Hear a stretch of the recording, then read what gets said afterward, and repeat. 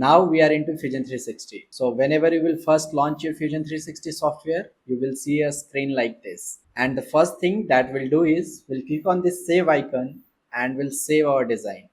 I will give it a name, Soapbox. I will make sure that the location is correct where I am saving my file, and then I will click on save. Here you can see onto the top the name just got updated. This means file just got saved, and this V0 means we had not edited any version of this file. Now the next step is to we'll make sure that the system of unit is correct. So we'll move on to this browser over here and we'll click on this small arrow that you can see on this browser tab, and this will just expand. And when it will expand, you will find this document settings option. Just expand it further and there you will find units. Right now my units are millimeter.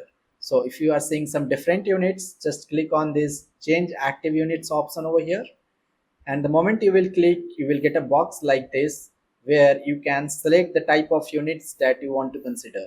Here I want to consider millimeter. So if you have some other units, you can change that to millimeter and then just press OK. Since I already had millimeter selected over here, I will press cancel.